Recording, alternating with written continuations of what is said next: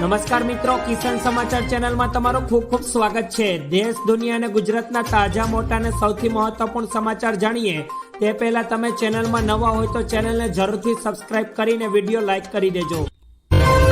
આજના સૌથી મોટા સમાચાર, બીડી પીનારાઓ ચેતી જજો, બજારમાં મળી રહી છે નકલી બીડી। જૂનાગઢના વિસાવદરમાં આવેલ માંડવાડા રોડ ઉપર જય ખોડિયાર સોપારી નામની દુકાનમાંથી પ્રખ્યાત કંપનીની બીડીનો જથ્થો ઝડપાયો છે। પોલીસને મળેલી બાતમીને આધારે ચેકિંગ કરાતા બીડીનો નકલી જથ્થો હોવાનું બહાર આવ્યું, ત્યારે પોલીસ દ્વારા સમગ્ર બીડીનો નકલી જથ્થો જપ્ત કરી લેવામાં આવ્યો છે। ત્યારે પ્રખ્યાત કંપનીની બીડીનો જથ્થો મળી આવતા પોલીસે આ સમગ્ર કૌભાંડનો પર્દાફાશ કર્યો છે। ત્યારબાદના બીજા મોટા સમાચાર, ખાનગી કંપનીમાં કરંટ લાગવાથી 21 વર્ષના યુવકનું મોત। વલસાડમાં કરંટ લાગવાથી એક યુવકનું મોત થયા હોવાના સમાચાર સામે આવી રહ્યા છે। વલસાડમાં આવેલી અતુલ કંપનીના ઈસ્ટ સાઇડમાં કલર ડિવિઝનના NBCD પ્લાન્ટમાં આ ઘટના બની છે। કંપનીમાં 21 વર્ષના યુવકને કરંટ લાગતા તેમનું દુઃખદભર્યું મોત થયું છે। દીકરાના મોતના સમાચાર સાંભળીને પરિવારમાં પણ શોકનો માહોલ છવાઈ ગયો છે। ત્યારે કરંટ લાગવાની ઘટના બનતા જ આસપાસમાં ભારે અફરાતફરી પણ સર્જાઈ ગઈ હતી। ત્યારબાદના ખૂબ જ મહત્વપૂર્ણ સમાચાર, AMC સંચાલિત સ્વિમિંગ પુલમાં ખરાબ પાણીને લોકોએ નોંધાવ્યો વિરોધ। સુરતના કાપોદ્રામાં આવેલ મનપા સંચાલિત સ્વિમિંગ પુલમાં વિવાદમાં આવ્યો છે। કાપોદ્રાના સ્વિમિંગ પુલમાં પાણી ખરાબ આવતું હોવાનું સ્વિમિંગ કરવા આવતા લોકોએ વિરોધ નોંધાવ્યો। જે લોકો સ્વિમિંગ કરવા આવે છે તે લોકોનો આક્ષેપ છે કે પ્લાન્ટને ફિલ્ટર કરવામાં આવતો નથી, જેના કારણે પાણી ખરાબ આવે છે અને દુર્ગંધ મારે છે, તથા સુરતમાં મનપા આધારિત સ્વિમિંગ પુલની આસપાસ સ્થાનિકો સ્વિમિંગ કરવા માટે આવી રહ્યા છે। ત્યારબાદના ખૂબ જ મહત્વપૂર્ણ અને ઉપયોગીપૂર્ણ સમાચાર તાપીમાંથી સામે આવ્યા, જેમાં સુરતની કોલેજ અને સ્કૂલના ભૂતપૂર્વ વિદ્યાર્થીઓ દ્વારા પર્યાવરણને બચાવવા તેમજ અંતરિયાળીય ગામોમાં સામાન્ય ગરીબ પરિવારોને આવકનો સ્ત્રોત શરૂ થાય તેવા શુભ આશ્રય સાથે છેલ્લા ઘણા વર્ષોથી સેવાકીય પ્રવૃત્તિઓ શરૂ કરવામાં આવી રહી છે। તાપી જિલ્લાના ડોલવણ તાલુકાના ચકધરા ગામે એક વૃક્ષ પ્રભુના ચરણોમાં સૂત્ર અને સાર્થક કરવામાં આવ્યું છે અને છેલ્લા 8 ગામોમાં કુલ 7,000 જેટલા કેસર કેરીના છોડવાઓનું વિતરણ કરવામાં આવ્યું હતું। ત્યારબાદના ખૂબ જ ઉપયોગીપૂર્ણ સમાચાર, પંચમહાલમાં ઘરફોડ ચોરી કરતી ગેંગ ઝડપાઈ। ગોધરા તાલુકાના ટીંબા ગામે આવેલ જ્વેલર્સની દુકાન અને ગામમાં થોડા દિવસ અગાઉ સોના ચાંદીના ઘરેણા તેમજ રોકડ રકમ મળીને કુલ 50 લાખ ઉપરાંતની ચોરીની ઘટનાઓને અંજામ આપવામાં આવ્યો હતો।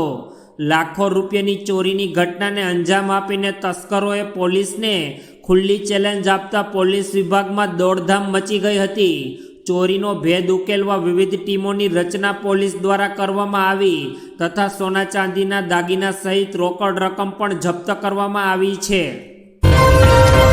ત્યારબાદના ખૂબ જ દુઃખદપૂર્ણ સમાચાર, કચરો એકત્રિત કરતા કર્મચારી પર હુમલો કરતા સફાઈ કર્મચારીઓ દ્વારા હડતાલ। જૂનાગઢ મહાનગરપાલિકાના ડોર ટુ ડોર કચરો એકત્રિત કરતા સફાઈ કર્મચારી ઉપર 2 લુખ્ખા તત્વો દ્વારા હુમલો કરવામાં આવતા સફાઈ કર્મચારીઓ હડતાલ પર ઉતરી ગયા હતા। પોલીસે ગણતરીના જ કલાકોમાં 2 હુમલાખોરોને ઝડપી લેતા સફાઈ કર્મચારીઓએ પોલીસનો આભાર વ્યક્ત કર્યો છે તથા બી ડિવિઝન પોલીસ દ્વારા ઈસમોને ઝડપીને તેના ઉપર કડક કાર્યવાહી હાથ ધરવામાં આવી છે। ત્યારબાદના ખૂબ જ અગત્યપૂર્ણ સમાચાર, રક્ષાબંધનની અંતિમ ઘડીએ ખરીદીનો માહોલ જામ્યો। આવતીકાલે ભાઈ બહેનના પવિત્ર પ્રેમના તહેવાર રક્ષાબંધનની ઉજવણી દેશભરમાં થશે, ત્યારે હાલ અંતિમ ઘડીએ ખરીદી માટે બજારમાં માહોલ જામ્યો છે।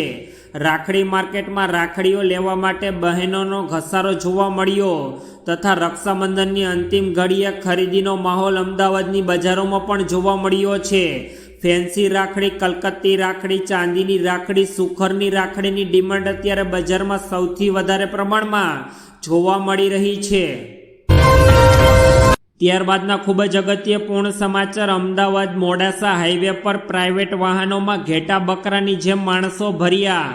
મુસાફરો પણ વતનમાં જવાની ઉતાવળમાં જીવનના જોખમે મુસાફરી કરી રહ્યા છે. વતન જવા માટે વાહનો ઉપલબ્ધ ના હોવાથી જે વાહન મળે એમાં જ બેસી જાય છે અને મુસાફરી કરે છે. પ્રાઇવેટ વાહન ચાલકો વધુ પૈસા કમાવાની લાલચે ગાડી પણ સ્પીડમાં ચલાવતા જોવા મળે છે. આ દ્રશ્યો જોઈને એમ લાગે છે કે સ્થાનિક પોલીસ, ટ્રાફિક પોલીસ તથા જિલ્લા આરટીઓની કામગીરી નિષ્ક્રિય જોવા મળી રહી છે. આ હાઈવે ઉપર અવનવાર ગમખ્વાર અકસ્માતો પણ સર્જાય છે. ત્યારબાદના ખૂબ જ અગત્યપૂર્ણ સમાચાર, કેવડિયા આદિવાસી મ્યુઝિયમમાં 2 યુવાનોની હત્યા, રાજકારણ ગરમાયું. કેવડિયા આદિવાસી મ્યુઝિયમમાં 2 આદિવાસી યુવાનોની હત્યાની ઘટનાને લઈને રાજકારણ અત્યારે ગરમાઈ ગયું છે. કોંગ્રેસ CBI તપાસની માંગ કરી અને પરિવારોના સભ્યોને સરકારી નોકરી મળે તે અંગે માંગ કરીને રાષ્ટ્રપતિ દ્રૌપદી મુર્મુને રજૂઆત કરી છે. આ કેસની ગુજરાત પોલીસ નહીં પરંતુ CBI જાંચ કરે તેવી કોંગ્રેસની માંગણી છે. આદિવાસી મૃતક પરિવારોને ન્યાય અને કસૂરવારોને કડક સજા થાય તેવી માંગણી કરવામાં આવી રહી છે. ત્યારબાદના અગત્યપૂર્ણ સમાચાર, ઇન્દોરમાં 10 વર્ષના બાળકનું પ્રેરણાદાયી કાર્ય, લોકોને કરે છે ટ્રાફિક અંગે જાગૃત. મધ્યપ્રદેશના ઇન્દોરમાં 10 વર્ષના બાળકનું પ્રેરણાદાયી કાર્ય જોવા મળ્યું, જેમાં ઇન્દોરમાં 10 વર્ષનો બાળક લોકોને ટ્રાફિકના નિયમોની સમજ આપી રહ્યો છે. 10 વર્ષનો આદિત્ય તિવારી રસ્તા પર ગીતો ગાઈને ટ્રાફિકના નિયમો અંગે લોકોને જાણકારી આપી રહ્યો છે. તેમજ આદિત્ય તિવારી ટ્રાફિકોના નિયમ વિશે લોકોમાં જાગૃતતા પણ ફેલાવે છે. આ 10 વર્ષના આદિત્ય તિવારીએ ટ્રાફિકોના નિયમોનું પાલન કરનાર વાહન ચાલકોને ટ્રોફી આપીને મોં મીઠું કરાવે છે. ત્યારબાદના અગત્યપૂર્ણ સમાચાર, મહેમદાબાદમાં કોંગ્રેસ દ્વારા જનમંચ કાર્યક્રમનું આયોજન. ખેડા જિલ્લાના મહેમદાબાદ શહેર ખાતે કોંગ્રેસ દ્વારા જનમંચ કાર્યક્રમનું આયોજન કરવામાં આવ્યું હતું, જેમાં મહેમદાબાદ શહેર તથા તાલુકાના જાહેર રસ્તાઓએ પોતાની પ્રશ્નો જનતા દ્વારા રજૂ કરાયા હતા. આ કાર્યક્રમ ગુજરાત વિધાનસભા કોંગ્રેસના નેતા અમિત ચાવડા પણ હાજર રહ્યા હતા. પાણીની પાઇપલાઇનનો ખોટી રીતે નાખીને કરોડો રૂપિયાનો ભ્રષ્ટાચાર કરવામાં આવ્યો છે. સ્થાનિક કામદારોને વંચિત રાખવામાં આવે અને શોષણ પણ કરવામાં આવી રહ્યું છે. ત્યારબાદના અગત્યપૂર્ણ સમાચાર, કોલકાતાની ઘટનાના ગુજરાતમાં પડ્યા પડઘા. કોલકાતામાં ડોક્ટર મહિલા સાથે રેપ થયા બાદ આખા ભારતમાં રોષ ફેલાયો છે અને સમગ્ર દેશના ડોક્ટરોના ન્યાય માટે આગળ આવ્યા છે. ત્યારે હવે કોલકાતાની ઘટના ગુજરાતમાં પણ પડઘા પડ્યા છે. ગુજરાતમાં ઠેર ઠેર આ ઘટનાની નિંદા કરીને વિરોધ કરવામાં આવી રહ્યો છે. ડોક્ટરની સુરક્ષા વધે તે માટે વિવિધ પોસ્ટરો પણ અને સ્લોગન લખીને લગાવીને કલકત્તામાં ડોક્ટરને ન્યાય માટે આગળ આવી રહ્યા છે. અમદાવાદના રેસિડેન્ટ તબીબોની હડતાલનો આજે 3જો દિવસ છે.